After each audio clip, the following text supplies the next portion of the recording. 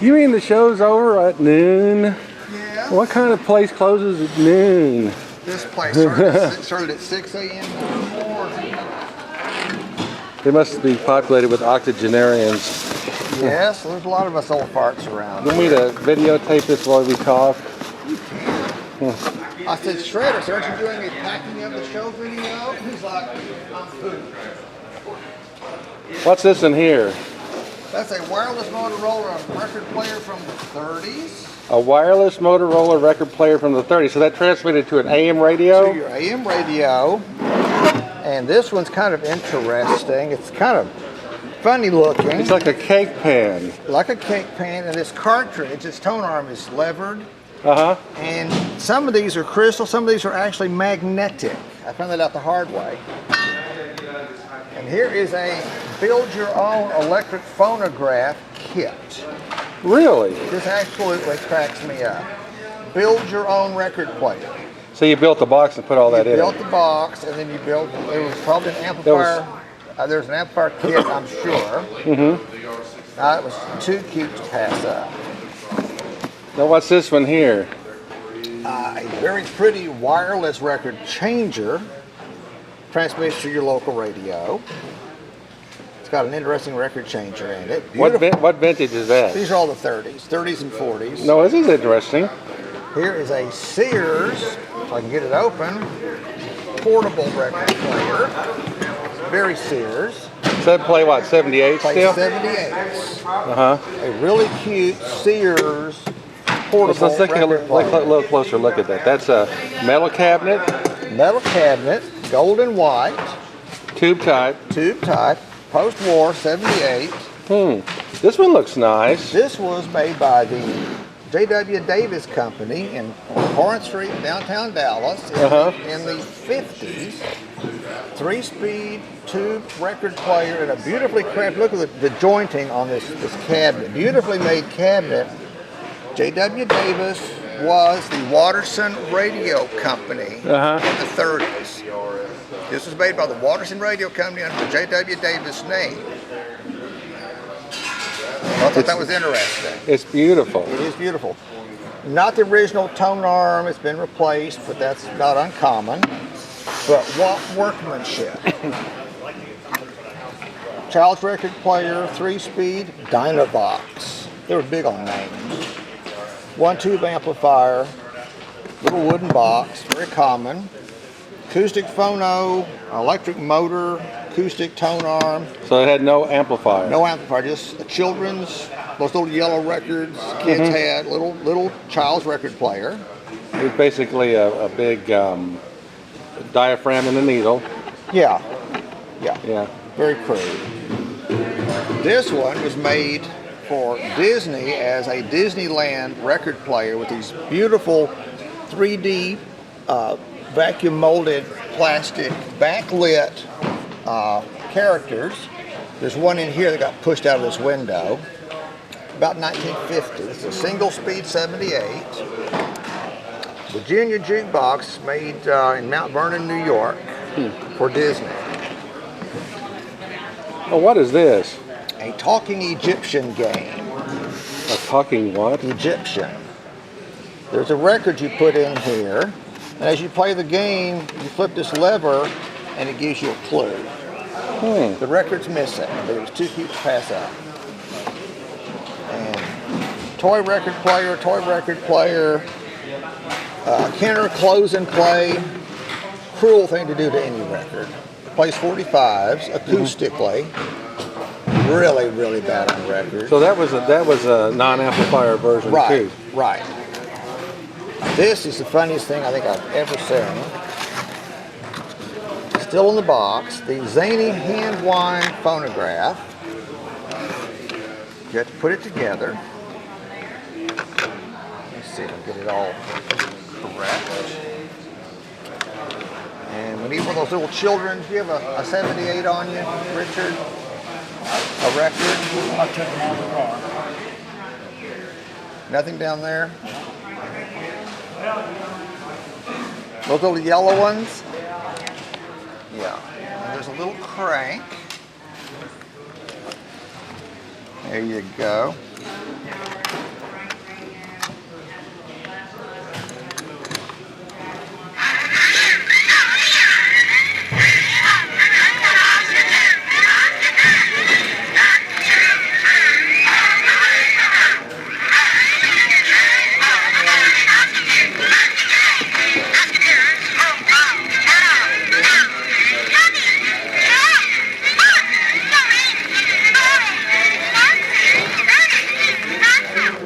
that funny? Yeah.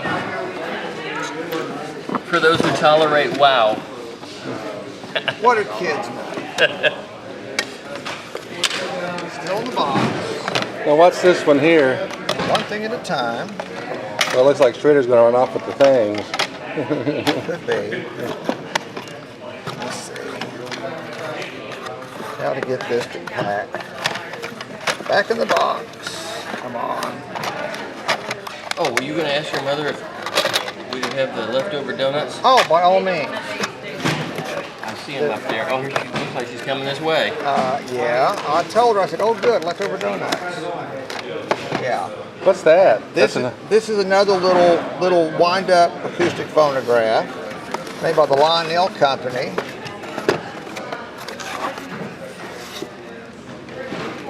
And Now of course the Telephone. Have you tried that? Hello, hello. Is it talking? No. He took the. Oh, it had record out a of disc in it, I Had a see. disc, yeah, they're funny. Now what's this? This is the Mickey Mouse television record player. Acoustic phonograph. And you put a roll of paper with cartoons on it, and it pulls them past this Christmas light. Oh, so that's what... So it's a moving image. Oh, I as you didn't listen realize to your favorite that. Disney record. Mark wants to know if there's any donuts. Mark wants to know if there's any donuts left. Well, I'll tell him I'll trade him 2.5 dozen donuts. He'll put my stuff back down in the van. Well, I'll be glad to truck your stuff out to the van, but I don't need 2.5 Well, I'll take some. Well, Just you told me you could freeze them. Oh, I do, yeah. Yeah. Yeah, that's true, but I didn't mean to hog them all. All right. Just wanted Now, to what's feel- this one Well, here? Yeah, show me That's what could move. another little I'll be right children's out. acoustic phonograph. Made by Decca? Well, made for Decca. I don't know who made it. Those are very common kids' phonographs in the 30s, 40s, and 50s. And what's this? This is the cutest thing. This is the Merry Go Sound child's phonograph. The turntable turns and the merry-go-round characters go around. You have an electric tone arm. There's an amplifier under here, and there's a speaker behind the calliope pipes. So this was a very stylized children's phonograph from the 40s. And what's under here? Anything interesting? Yeah. This is the Serenade talking doll from 1962 in the original box. There's a child's phonograph with a 1-2 amplifier transmitter in it that transmits to a receiver in the doll's tummy that runs on a 9-volt battery, which keeps falling out. So you can put this about 2 feet from the phonograph, and the music comes out of the doll's stomach. So the doll is singing. Wow. They were terrible, but it looked like the greatest toy ever. Now this looks really interesting. Close that back up. Put the cover back on the bird cage. Yeah. Huh? You want a cake? Yeah. All right. I thought this was neat. That's a very mid-century modern looking add-on 78 turntable sold by Airline, Montgomery Ward. And it's just an idler drive turntable with a tone arm, but the style, the look. I don't know what they were thinking, but it's a very interesting look. Okay. Yeah. These two are wind-up electric record players. This is sold by Sears, and it is a battery-powered tube amplifier electric record player with a speaker with a wind-up turntable. So you could not use the batteries to run the turntable, you used your hand. So you wind it up, turn it on, you can play your records on a picnic, on a trip where there was no electricity, but it runs on big B batteries, just like a tube radio or what have you. But you have to wind the turntable up to make it play. And it only plays 78s. Now here's another interesting one here. That's another variation. This is one you would add on to your existing home radio to play records through your radio electrically. It's an electric tone arm, but the turntable is run by a spring. A spring? It's a wind-up turntable like this. It'll have the crank. So you could run this if you didn't have house current, or you had a battery-powered radio like on a farm. So, or it may have just been cheaper to manufacture. But you wind it up to play your 78s and play them through your radio. So what's this one? Call the Wild. Back before CDs. It's heavy. Cassettes. This is a battery-powered record player. And the fun part about this is it comes with a set of records which contain wild animal sounds. And you take this out in the woods and set it up and hook up a horn speaker to it, which we don't have, and it reproduces the sounds of wild animals in distress, animals in heat, mating calls, I don't know what, to attract things for you to shoot. Now we just take a CD player or a cassette deck out in the woods. Back in the day, you took a record player to play wild animal sounds. This actually has the records with the wild animal sounds, or you could play dance music if you wanted. It's just a simple battery-powered record player, 4-speed by the way. Steel case so that the elephants won't. Now what's this one here?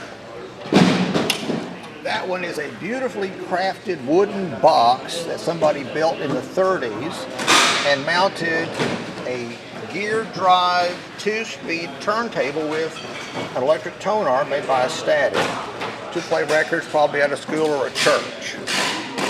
And look at the craftsmanship on this. Somebody spent some time making this cabinet. That almost looks like a Gray arm. It's an static. Oh, Gray made some straight ones like that. Well, a static did too. Yeah. What's this one here? Oh, that's the portable radio. You've seen it. You've seen that? You've seen Yeah, that's that. where you did your video. I saw that. Oh, cool. Enjoyed it. Oh, thank you. And this one I We got. did it. This one I got because nobody wanted to pay the shipping. Oh my God, look at that. Oh my God is right. 1933-34 portable sound system. You could have been your own boss with this.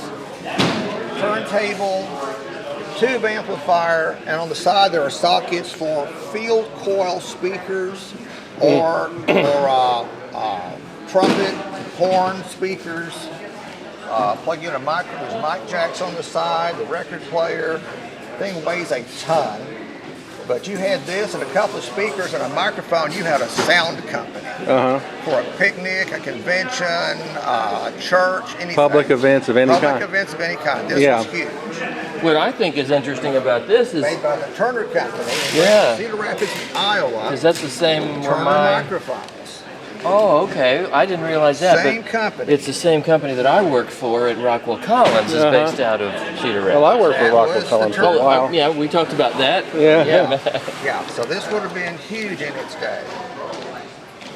That was quite a That's find. amazing. Yeah. Okay. And this is another big portable turntable. Wow. Look at that thing. This is a 2-speed gear drive turntable. Plays up to 16-inch records and 78 or 33 and a third in the 30s. And it's got the long crystal tone arm on it. So you take this and plug it into an amplifier and you could play records at a pep rally or a parade or who knows what. And a 16-inch record will play for 20 minutes. If you had a speech or something to publicize. We've already talked about this one, I think. We've done the record in slot the other day. There it is in its case. But you just open it, put a record in, and shut the door, and it makes music. It's amazing. The record needs to come out. It says it right on the lid. Remove record before carrying. This was Columbia's answer to the LP introduction. There's a record laying here for this. Where is it? Let me grab it.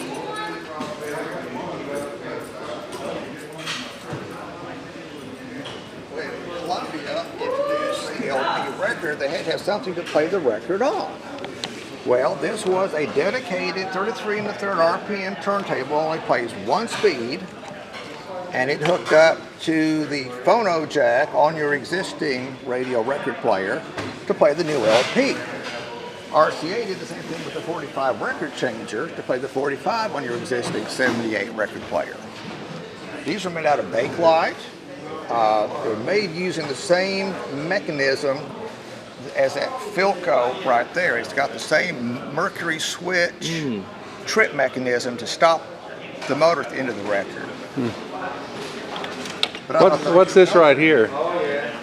Very, very stylish. Yeah. This is an old piece of military gear or something? That is a World War II top secret bomber wing television camera Really? that was developed during World War II. They used them on reconnaissance planes. It's an it's an iconoscope TV camera, mostly octal-based tubes. This was put in an airplane, usually a drone. And there was a transmitter that went with this that transmitted to another airplane a safe distance away. And they had a receiver and a monitor and all kinds of other stuff with it. It's like a 5-piece system. What's that? That's got an iconoscope in it. And if you can see into it, it's got cobwebs. I don't know if you can see into it or not, but there's an iconoscope in there.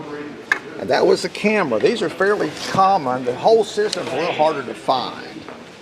The miniature tubes we take for granted. They made a radio in '39. RCA did a little portable radio in 1939 with little 7-pin miniature tubes. First place they were used. They used a ton of them in the receiver for this camera during the war. And all the tubes we built TV sets with after the war came from that development. Now, what's the scan rate on this camera? It's a 525 line system. So it's basically NTSC. It's NTSC, black and white. As far as I know, it's not some weird scan rate. And they just transmitted on A short distance to another airplane. Okay. Yeah. That's amazing. So that's the genesis of our television system. This was the first place RCA tested What's behind that little door? access to one of the tubes. Or to the adjustment. There's the iconoscope. There's right the there. iconoscope right there. Yeah. If we had more time, we'd take the cover off, but we're kind of pinched for time. Well, that's exciting. But this is something you don't see every day. Now, what's this? It's an RCA 45. These are very, very common. If you were a rich teenager, you had one of those. And there's the same thing in a wooden case with a push-pull amplifier and a tweeter. Ooh, high fidelity. That one works beautifully.